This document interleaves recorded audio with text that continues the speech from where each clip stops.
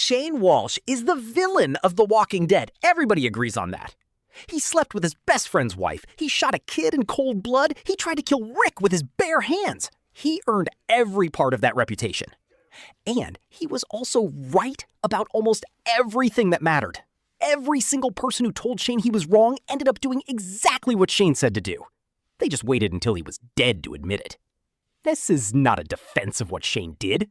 This is the story of a man who saw the apocalypse more clearly than anyone else in his group and was destroyed for it. Not because he was wrong about the world, because he was right about it while everyone else still got to be human. Here is everything Shane Walsh got right, in order, and what it cost him to be right about it.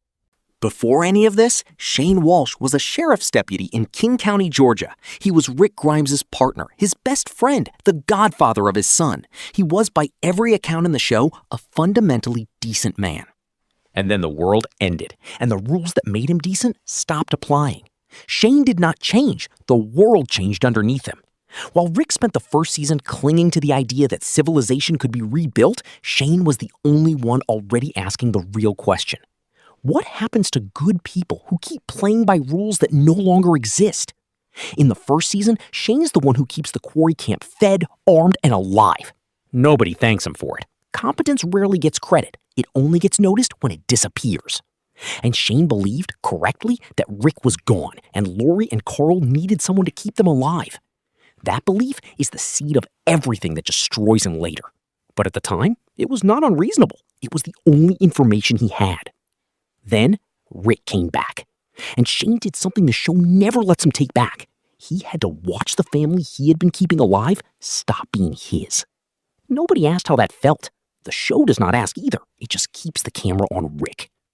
That is the first thing Shane was right about, and the show almost never lets you feel it. The apocalypse does not pause for anyone's personal loss. It keeps moving, and the people who adjust fastest are the ones who survive it. Right number one. Otis had to be left behind, and someone had to make that call. This is the scene the fandom never forgives him for, so look at it honestly one more time. They are surrounded, out of time, out of options. One of them is not making it back. Shane chose. He chose himself, and he chose Carl, who was dying on an operating table because of a hunting accident that was not Shane's fault either. The show frames this as a betrayal. It is never framed as a triage decision made under fire by someone who had seconds to decide who lives. Carl is alive in every episode after this because of what Shane did in that field. Nobody in the group ever once says thank you to Shane for that. Right number two, the farm was never safe, and Shane was the only one willing to say it out loud. Herschel kept walkers in his barn because he believed they were still sick people who could be cured. Shane told everyone this was insane. He was right. He is the one who forces the truth out into the open, even though the way he does it is reckless and violent and gets a teenage girl bitten. That is the pattern with Shane the entire series. He is right about the threat and catastrophically wrong about the method. Right number three, Randall was a liability the moment he was brought into camp, and letting him live nearly got people killed. Randall knew the group's location. He had a history with a group that had attacked Maggie and Glenn for supplies, for fun. Shane argued immediately that Randall could not be released and could not be kept. He had to be killed. Everyone called this bloodthirsty. Dale called it murder before it even happened. Rick takes Randall out to the woods specifically to kill him, alone, away from camp. Rick was about to do the exact thing he condemned Shane for wanting to do. He only stops because Shane follows him out there and they fight instead. Randall escapes during the chaos of that fight, and 2 episodes later, he comes back as a walker and nearly kills Dale, the man who called Shane a murderer for wanting him dead. Dale dies because the group spared the threat Shane told them to eliminate. Right number 4, Rick was making decisions based on a version of morality that the new world could not afford. Rick wanted a vote on whether to kill Randall. A vote in the apocalypse? Shane's response is the most quietly devastating thing he ever says in the entire show. He says that the old world is gone, and the moment they stop accepting that is the moment they all die. He is not wrong.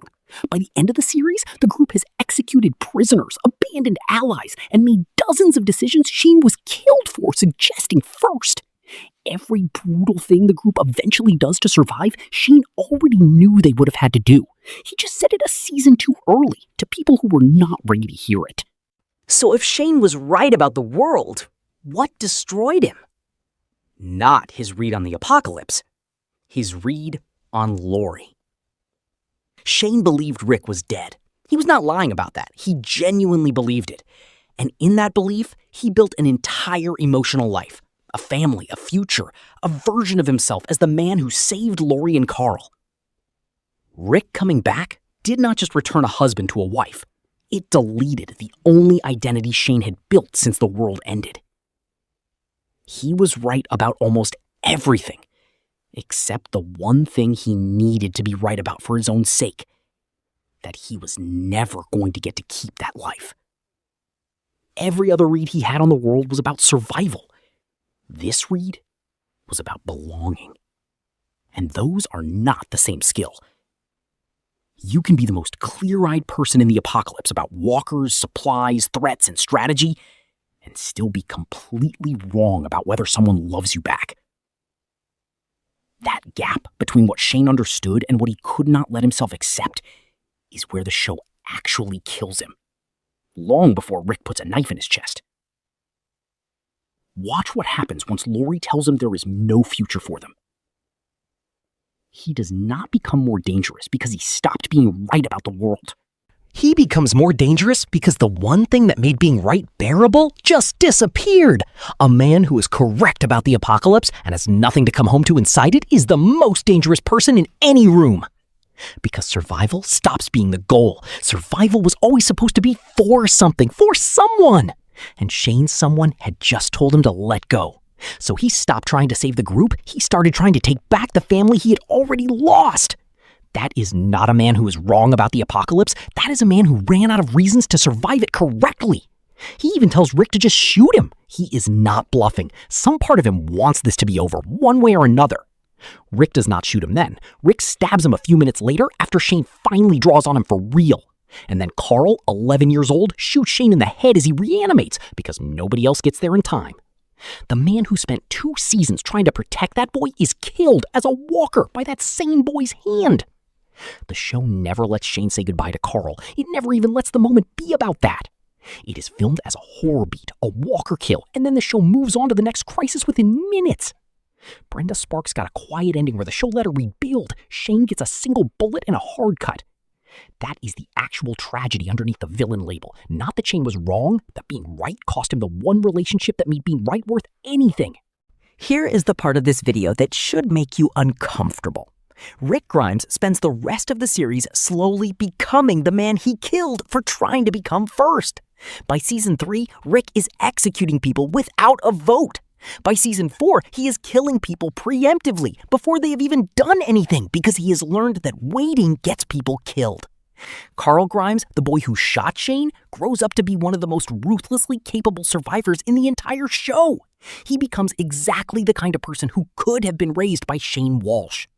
Carol Pelletier becomes the character who most explicitly embodies Shane's logic. Kill the threat before it grows. Mercy is a liability. Sentiment gets people killed.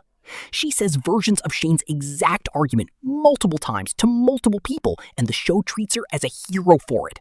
The same argument that got Shane killed gets Carol praised. The difference was never the argument. The difference was timing and likability and whether the show had decided to root for you yet. Negan, the actual final form embodiment of Shane's worldview taken to its most extreme, becomes one of the show's most popular characters and eventually joins Rick's group as an ally. A man introduced beating a main character to death with a barbed wire bat is given a redemption arc. Shane is given a bullet and a single line of dialogue acknowledging he is dead. This is not an accusation that the writers were unfair on purpose. It is an observation about what stories forgive once enough time has passed and enough other characters have proven the dead guy right. Shane Walsh did not lose the argument about what the apocalypse required. He lost the argument about who got to survive long enough to be forgiven for being right. I am not asking you to like Shane Walsh. What he did to Otis cannot be undone by being right about the farm. What he did to Lori and Rick cannot be undone by being right about Randall. He hurt people. Some of that hurt had nothing to do with the apocalypse at all. Some of it was just who he already was underneath the badge. But the show needed a villain to make Rick's journey feel like growth, and Shane was standing in exactly the right place at exactly the wrong time to be cast as one. A man who was honest about the apocalypse before anyone else was ready to hear it. A man who loved a woman and a boy who were never going to be his, and could not survive knowing that the same way he survived everything else. Every brutal thing the group eventually became, Shane already was, 2 seasons early, with nobody left who loved him enough to forgive it. Rick got forgiven because he survived long enough for the world to catch up to him. Shane never got that chance. He died still being the only honest person in the room. And that is the quiet tragedy nobody puts in the highlight reels. Not that the villain was wrong about the world, that he was right about it, and it cost him everything a person actually survives for. If looking at a familiar show from this angle did something for you, there is a whole list of characters in this universe who deserve the same look. Stay on the theory. We are not done with The Walking Dead. Remember to like and subscribe and click the video above.